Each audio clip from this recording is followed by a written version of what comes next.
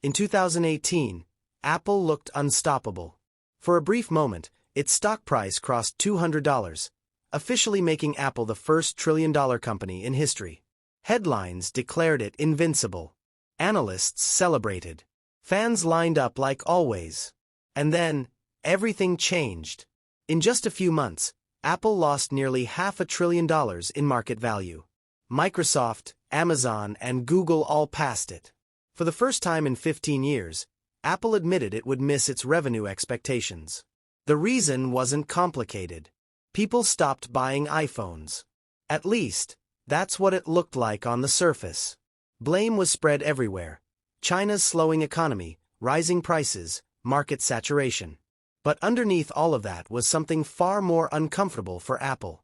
Its biggest competitor wasn't Samsung. It wasn't Google. It wasn't Huawei. It was Apple itself. The modern iPhone is so good that it has started competing with older iPhones.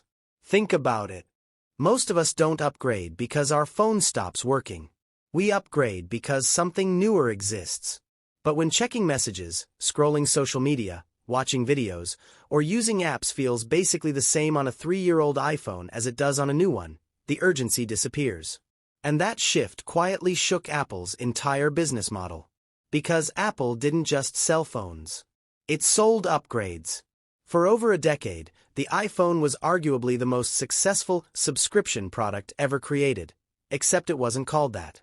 Every September, like clockwork, Apple launched a new model. People lined up. Reviews dropped. And millions upgraded without hesitation. That worked when technology moved fast. But technology doesn't move like that anymore. Cameras are good enough. Screens are sharp enough. Performance is fast enough. For most people, the difference between last year's phone and this year's is barely noticeable. As a result, upgrade cycles stretched. What used to be 2 years became 3, then 4. So Apple did what any business would do. It raised prices. If fewer people were buying iPhones, the solution was simple. Make more money per phone. The cheap iPhone quietly climbed from $600 to $700, then higher. The premium models crossed $1,000. In some countries, they climbed much further. And yet, revenue still fell.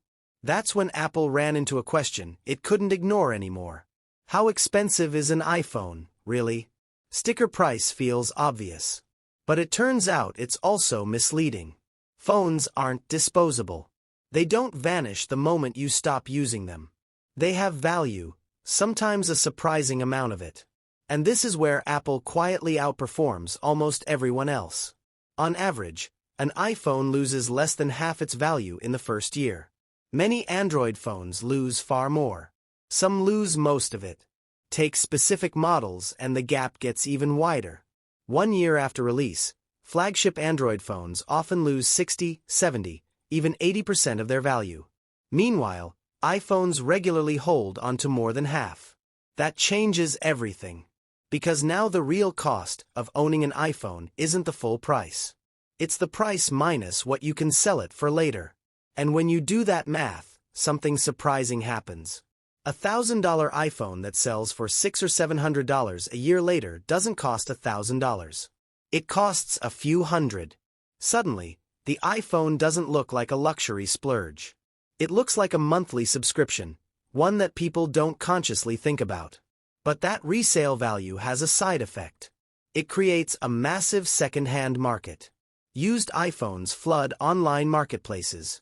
People who want the new design, but not the price grab last year's model instead.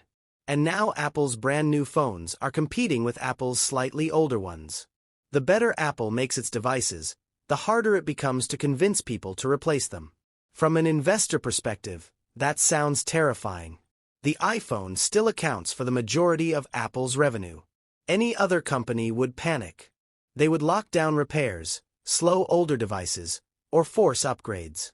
Apple didn't. Instead, it did the opposite. It made batteries cheaper to replace. It extended software updates for years. It optimized performance on older devices. On paper, this looks like self-sabotage. In reality, it reveals Apple's real strategy. Apple doesn't just care about selling phones anymore. It cares about keeping people inside its ecosystem. Whether your iPhone is new or used, you still buy apps. You still pay for storage. You still subscribe to music, video, and services. You still buy accessories. And you're far more likely to buy another Apple product later. Even more importantly, your presence has value. Google reportedly pays Apple billions of dollars every year just to be the default search engine. Not because Apple needs the money, but because users are worth that much. The phone itself has become the gateway, which means Apple doesn't need you to upgrade every year anymore. It just needs you to stay. This shift also reflects something bigger. What happened between 2007 and the late 2010s wasn't normal. It was a perfect storm. Technology advanced rapidly but never quite enough to satisfy people for long. That made annual upgrades feel reasonable. That era is ending. Phones are supposed to last. They should move through multiple owners. They should eventually be recycled, not replaced every 12 months. And while that reality might slow hardware growth, it strengthens something else: long-term loyalty. Apple knows this transition won't be easy. Services alone won't replace iPhone revenue overnight. New platforms like augmented reality are still years away from maturity. But the alternative is worse. A world where people feel forced to upgrade phones they don't need isn't sustainable. Financially, socially, or environmentally.